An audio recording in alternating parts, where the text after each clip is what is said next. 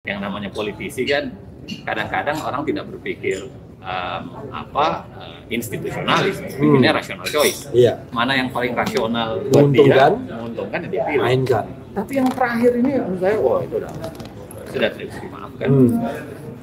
Jokowi sedang melangkah bergerak ke arah yang makin keliru. Dia memaksakan dirinya demokrasi pasti di tengah ujiannya, dan semua demokrasi mengalami. Tapi saya pada saat yang sama saya kira ini adalah panggilan moral untuk siapapun, panggilan untuk anak muda, Anda semua, saya, Mas Refli, kita semua untuk sekarang mulai menjaga demokrasinya. Karena biar bagaimanapun kalau buruk demokrasi ini kita pertahankan, yang kasihan itu anak cucu kita kok. Dia akan hidup di zaman yang makin gelap gitu. Tapi kalau kita bertarung dari sekarang, kita coba memperbaiki dari sekarang, ya insya Allah mungkin, insya Allah tidak juga pasti ya, tapi mungkin insya Allah anak cucu kita akan hidup di Indonesia yang tidak demokratis. Apapun yang terjadi, tolong jangan skeptis ya tanggal 14 Februari, tetap memilih. Walaupun mungkin Anda menganggap calonnya buruk semua, tetap memilih. Lesser evil.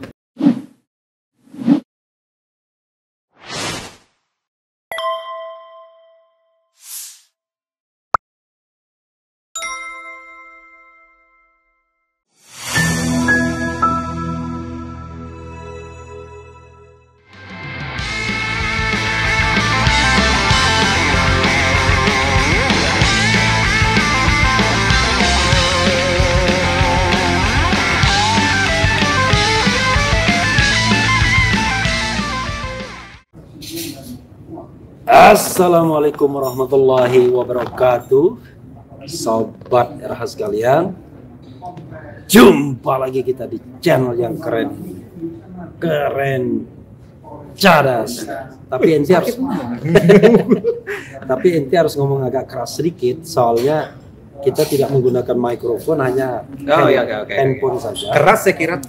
Keras ya, bukan keras anunya. Keras secara fisik dan non fisik. Jadi saya sobat RH sekalian bersama Dr. Zainal Arifin Muhtar ya. Mudah-mudahan profesor, tapi saya nggak yakin kalau rezim ini masih berkuasa bisa profesor. Biasanya orang kalau tidak punya preferensi kepada rezim itu profesornya agak lama, ya lama sedikit lah ya. Tapi selama proses menunggu itu pahalanya terus mengalir. Amin. Amin. Biasa dipanggil Uceng ya. Saya panggil Cangceng ya. Oke. Ceng, kita ngomong tentang kondisi Indonesia mutakhir ya. Saya pakai pertanyaan, pakai perasaan aja. Apa yang Anda rasakan kalau Anda melihat kondisi saat ini? Secara Anda adalah seorang pengamat ya, seorang scholar di bidang hukum dan juga sangat punya literasi dalam hal politik sehari-hari. Silakan. Yang pertama kan beginilah ya, kalau bahwa pemerintahan itu biasanya punya kelemahan, punya cara pandang, punya yang mau dia bawa, yang lebih dia hela apa, barangkali kita bisa maklum ya. Paling tidak kan belakangan kritik kita ke Jokowi kan nggak pernah putus sebenarnya, bahwa dia misalnya lebih mementingkan ekonomi dibanding hukum, lebih mementingkan infrastruktur dibanding penguatan misalnya aparatur, birokrasi, revolusi mental dan lain sebagainya. Saya kira kritik cara itu saya kira udah dari dulu kita pasti lakukan. Dan itu kayak business as usual. Jadi kita bertengkar dengan negara yang tidak serius misalnya mau bikin apa-apa dengan cara yang berbeda dengan cara pandang. Tapi saya kira ada tragedi kedua, gelombang kedua di mana yang terjadi itu apa yang disebut dengan autokratik. Jadi kebanyakan itu yang dilakukan adalah apa yang dia mau, lalu dia carikan caranya. Ya kan, termasuk misalnya dia mau bikin guru murah dan lain-lain sebagainya, dia carikan caranya. Dia ubah undang-undang. Dia mau singkirkan KPK, dia mau buat KPK menjadi di internal dia singkirkan dengan cara itu. Dia buat, dia turunkan ke bawah jadi undang-undang kan. Dan itu didukung oleh partai politik. Saya kira itu era kedua di mana intinya gini, dia melakukan praktek otoriter, tetapi dengan menggunakan Masih instrumen hukum. dibungkus Ya. legalisme. Jadi ada Ya. legalistiknya Ada gitu ya. legalismenya, oke. Jadi misalnya dia mau Dan ini lebih berbahaya berbahaya tentu karena saja gelombang kedua. karena pasti akan ada pro dan kontra, tapi pendukungnya banyak yang berpikiran legalistik. Dan approval-nya kan tetap tinggi. Iya, oke. Nah, jadi dia mau misalnya membenarkan cipta kerjanya, dia keluarkan perpu. Oke. Dan ada MK yang iakan, ada DPR-nya. Nah, tapi gelombang ketiga ini menurut saya yang paling memalukan. Apa? Pak Manusman ini? Memilukan dan memalukan. Oh, memilukan. Saya kira gelombang ketiga di mana tiba-tiba dia bergerak dengan sangat cepat dan melawan semua logika demokrasi. Misalnya di Uncle Usman, Pak Manusman kan, yang kemudian ke mahkamah keluarga atau apapun istilah yang berkaitan dengan itu, termasuk dengan upaya-upaya untuk memenangkan gitu, atau membenarkan. Walaupun tulisan ini kan sudah cukup lama ditulis oleh misalnya Thomas Powell, ya kan, nulis soal bagaimana menggunakan negara untuk saling menekan. Tapi belakangan itu terlalu gamblang gitu. Dan masalahnya yang membuat ini sangat memilukan ya, ketika dia menggunakan lembaga negara yang kita harapkan menjadi wasit dalam proses kontestasi, Termasuk MK khususnya, termasuk KPU, MK khususnya. Kalau misalnya digunakan DPR, kita sedikit masih mahfum tuh. Iya, karena dia politik kan, ya. ini politik namanya keseimbangan. Sedang mencari ini. Saya kira orang masih bilang ya wajar lah. Yang namanya politisi kan kadang-kadang orang tidak berpikir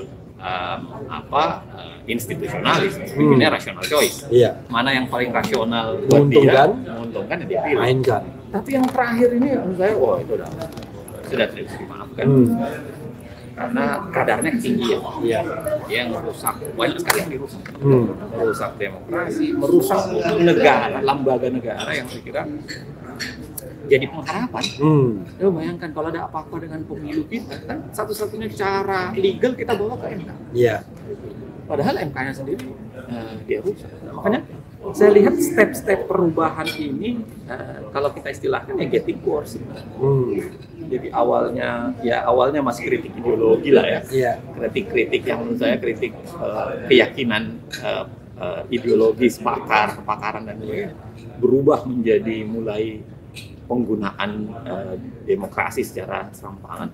Yang ketiga ini udah ugal-ugalan. Saya kira Jokowi sedang melangkah bergerak ke arah yang makin keliru. Dia memaksakan dirinya mundur. Tapi begini, Ceng ya, seandainya elit kan gini, Presiden Jokowi juga mengupayakan dengan cara yang lebih smooth, yaitu dengan mengambil semua kekuatan ke dalam koalisi istana. Dan itu kan orang tidak akan membantahnya nanti. Oh iya, karena ada presidensial threshold, maka calon kan cuma tinggal dia belah saja di 80% lebih itu. Dan cara yang smooth ini gagal setelah gagalnya 3 periode gitu ya. Nah, tetapi kemudian dia jumping up dengan menggunakan lembaga MK ini. Itu kan keberanian yang luar biasa ketika seseorang itu dalam lemdak office gitu. Keren cadas ini. Gitu. Gimana bisa menjelaskan? Lebih keren daripada Refli Harun. Lebih keren. Iya. Apalagi misalnya orang mengatakan, wah ini kan ada kekuatan semacam LBP misalnya. Sakit pun dia tetap jalan. Gimana? Anda melihat apa faktor yang membuat dia bisa begitu? Kalau pertanyaannya adalah siapa mastermind di belakangnya, saya juga nggak tahu. Oke. Nah, mungkin Mas Refli lebih punya info atau apa. Siapa sih sebenarnya yang ngatur di belakang? Karena lompatan ini menurut saya lompatan yang butuh keberanian. Iya. Termasuk yang saya sebutkan di beberapa podcast itu. Ini pertaruhannya Pak Jokowi ini kan ketinggian. Iya. Dia mempertaruhkan misalnya pengaruh dia di PDI, hubungan dia dengan Bu Mega, padahal kan semua ini punya jadi ibarat dia main judi putar tuh semua koinnya dia taruhkan dia uang. Artinya kalau dia menang besar, kalau kalah habis dia. Saya kira saya nggak tahu tuh apa yang melatarinya kalau kita nanya melatarinya. Karena pertarungan itu tinggi ya. Termasuk pertanyaan kedua, kalau misalnya siapa yang mastermind, siapa yang aturkan, saya pun akhirnya belum bisa jawab. Kalau misalnya ya, kalau kita lihat dengan pertarungan ideologi dunia ya, ada clash of civilization, ya kan? Ada pertarungan geopolitik dengan pemimpinnya masing-masing. Jadi kita tahu bahwa setiap perubahan politik di Indonesia selalu melibatkan negara besar seperti Amerika. Tapi sekarang selama 10 tahun masa pemerintah terlihat jelas Presiden Jokowi kiblatnya berbeda, dan itu sudah menjadi negara adidaya juga dengan kekuatan finansial nomor 2. Anda ingin menyinggung soal itu? Sehingga dia punya keberanian lebih dalam konteks ini. Saya nggak punya data analisis yang cukup barangkali untuk membahas secara ekonomi politik ya, karena itu sangat ekonomi politik, geopolitik dunia, ekonomi politik, poros Amerika atau poros China dan lain sebagainya. Saya nggak punya data yang mungkin harus ditanyakan ke situ. Tapi pada saat yang sama saya kira saya ingin mengatakan begini, kemanapun dia punya poros, sebenarnya tidak mempengaruhi kalau orangnya itu memang tetap demokratis. I see. Itu kan soal pilihan. Kalau misalnya dia tetap demokratis, dia mau ke poros manapun kan tetap tidak ada masalah. Sama ketika dia tetap berperilaku tidak demokratis, tapi dia memilih poros.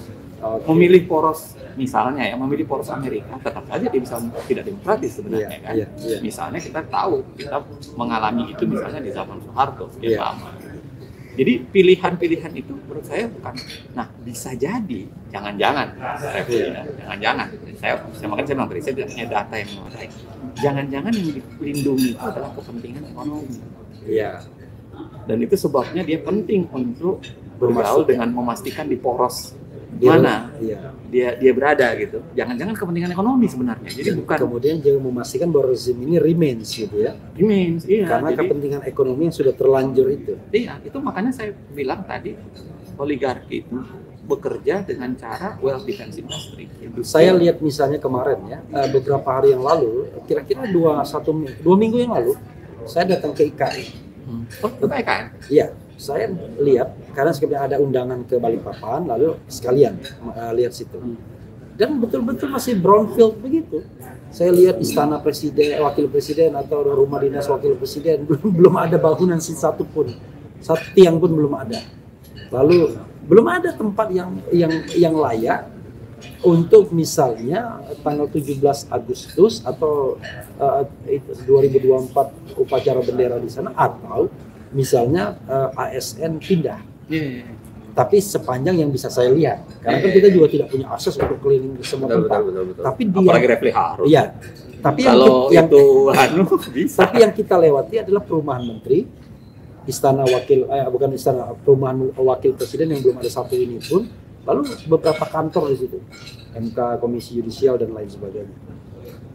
Saya kira nggak ada yang mau pindah kalau memang Januari dipaksa.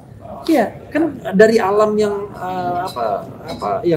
deforestasi itu kan nggak gampang, nyamuk dan lain sebagainya, air dan lain sebagainya. Nah, saya sendiri kan dari ada awal, faktor sebagai faktor nggak itu Anda melihatnya sehingga rezim ini harus berlanjut? Tentu karena saya tidak bisa mempunyai data yang cukup untuk menjawab semua tadi. Saya tentu pasti akan mengatakan probabilitas itu ada. Tidak mungkin tidak. Nggak mungkin juga ditolak ya? Nggak mungkin juga ditolak kan? Karena sebagai sebuah kemungkinan, ya mungkin saja. Misalnya proses perpindahan ke sana itu kan bau kepentingan oligarki dan kepentingan ekonominya kan tinggi sekali. Misalnya hutan dibabat, misalnya siapa sih sebenarnya pemilik lahan di situ, siapa yang mendapatkan apa, lalu kemudian Jokowi ngasih kepemilikan tanah di sana bisa sampai ratusan tahun. Ya itu jarang loh, negara-negara lain itu. 190 bisa diperpanjang 90. Oke. Jadi kan 180 tahun, yang itu jarang. Ada sih negara-negara misalnya, tapi 90 tahun tidak bisa diperpanjang. Negara komunis saja tidak begitu. Makanya kita bilang, nah jangan-jangan negara komunis malah harus melindungi ya. Negara yang paling kapitalis. Iya. Inggris misalnya pernah melakukan, tapi paling cuma berapa puluh tahun gitu. Tapi tidak sampai 90 kali. Kalau kita bicara damage ya, katakanlah kita bicara tentang ini terakhir ya, biar kita agak sok statistikal. Kalau kita bicara damage tentang demokrasi, kalau 0 ini negara kita ini hancur benar demokrasinya, kemudian 10 itu paling sempurna demokrasinya, Anda ngasih angka berapa? tergantung sebenarnya satu ya sebelum saya jawab itu ya. Tergantung seberapa banyak unsur yang membangun bahasa demokrasi kita itu. Kalau misalnya kita jumlahkan semua demokrasi, termasuk misalnya ekonomi, termasuk misalnya pelayanan publik, termasuk demokrasi dalam arti ini kita sempitkan ya. Demokrasi dalam arti adalah kebebasan sipil. Nah, kalau kebebasan sipil kita terjemahkan, karena kan banyak riset-riset demokrasi yang beda-beda standarnya kan. Ada Eropa Unit, beda-beda. Tapi kalau misalnya kita bahasakan dengan kebebasan sipil, saya kira sebenarnya sedari 2016 sebenarnya itu sudah mulai mengalami penurunan. Dan jadi, itu penurunannya terus menerus. Jadi sekarang angkanya tinggal berapa? 1 banding 110 skalanya. 5 median kan? 5,5. Nggak lulus tuh 5,5. Oke. Kalau misalnya itu political right, hak-hak politik, hak-hak politik ini tadi, jadi ada hak politik yang sengaja dianggap dia majukan, itu tidak ada masalah. Anda tetap punya hak memilih, hak dipilih. Tapi sebenarnya di belakangnya kan dia main. Tapi kita kan bicara demokrasi substantifnya, bukan demokrasi prosedural. Kalau hak memilih dalam konteks demokrasi substantif, kita bayangkan pintu masuk orang kandidasi dihalangi, pintu untuk mencalonkan kemudian dihalangi, pintu yang namanya presidensial threshold tetap dipaksakan ada. Saya kira pemilu di kampus itu kemudian dibayangi dengan kepentingan. Mulai lagi ada intel saya kira itu di bawah 5, Mas. Di bawah 5 ya. Oke. Karena itu berbahaya. Kalau kita bicara tentang ekonomi ini kita kaitkan dengan ekonomi pembukaan undang-undang dasar kesejahteraan. Ya. Menurut Anda ini walaupun abstrak ya, tetapi kan kita harus berani mengukur itu kan. Kalau menurut Anda kesejahteraan sampai mana? Kalau ekonomi, teman-teman yang ahli ekonomi saya mohon maaf ya, dengan segala catatan kemampuan saya. Kalau kita bicara soal ekonomi, mungkin pada akhirnya kita lihat misalnya angka kesenjangan. Kan kesenjangan itu meninggi. Ya kan? Tuh. Mungkin kita bisa lihat lagi pada angka pengangguran. Pengangguran naik turun tidak. Kita bisa lihat lagi soal angka kemiskinan. Tadi kan kemiskinan ini yang kalau misalnya kita pegang 500.000 satu bulan jadi kecil, tapi dinaikin dikit aja misalnya menjadi 1 juta, itu jumlahnya udah langsung berlipat-lipat kali lipat. Nah, jadi kalau ditanyakan bagaimana prestasi ekonomi, ya saya kira mungkin antara 5,5 sampai 6. Oke. And the last but not least adalah penegakan hukum. Saya nulis ke media Indonesia beberapa hari yang lalu soal penegakan hukum. Pertanyaannya sama. Jurusan saya itu adalah penegakan hukum, pekerjaan rumah yang tidak pernah selesai dikerjakan, yang tidak pernah dia kerjakan. Oke. Kalau nggak pernah dikerjakan, nggak lulus lah. Nggak lulus. Karena kita nggak bisa ngasih angka. Nggak bisa ngasih angka. Kan menurut saya penegakan hukum itu nggak pernah dikerjakan. Tapi makin worsen, makin buruk sebenarnya. Dia tidak mengerjakan, tetapi kan secara teoritis kalau tidak dikerjakan makin buruk kan. Satu angka saja kita pakai misalnya angka pemberantasan korupsi. Iya, balik lagi ya. Turun terus. Zaman Jokowi itu adalah penurunan terburuk sepanjang. Yang jelas dia diwarisi 34, balik lagi 34 ya. Iya, dan artinya jalan di tempat ya, nggak akan sudah sempat naik sampai 40 ya. Jadi penurunannya itu penurunan terburuk sepanjang Indonesia pasca amandemen. Oke. Ya, closing statement. Saya mau bilang begini aja lah, demokrasi pasti di tengah ujiannya dan semua demokrasi mengalami. Tapi saya pada saat yang sama saya kira ini adalah panggilan moral untuk siapapun, panggilan untuk anak muda, Anda semua, saya, Mas Refli, kita semua untuk sekarang mulai menjaga demokrasinya. Karena biar bagaimanapun kalau buruk demokrasi ini kita pertahankan, yang kasihan itu anak cucu kita tuh. Dia akan hidup di zaman yang makin gelap gitu. Tapi kalau kita bertarung dari sekarang, kita coba memperbaiki dari sekarang, ya insya Allah mungkin insya Allah, tidak juga pasti ya, tapi Iya. mungkin insya Allah anak cucu kita kelak akan hidup di Indonesia yang tidak demokratis. Ya, saudara sekalian, memang kadang-kadang perjuangan itu hasilnya tidak bisa kita rasakan Pasti. sekarang. Tetapi demokrasi dan konstitusi itu adalah pilihan, dan itu paling tidak proven ya dalam sejarah peradaban manusia sebagai sebuah sistem ekonomi, politik, hukum yang dianggap mampu untuk mewujudkan kesejahteraan, kemakmuran, kesetaraan, keadilan, dan lain sebagainya. Tapi apapun yang terjadi, tolong jangan skeptis ya tanggal 14 Februari, tetap memilih. Ya. Walaupun mungkin Anda menganggap calonnya buruk semua, tetap memilih. Lesser evil. Ya. Wassalamualaikum warahmatullahi wabarakatuh. Keren, jaga.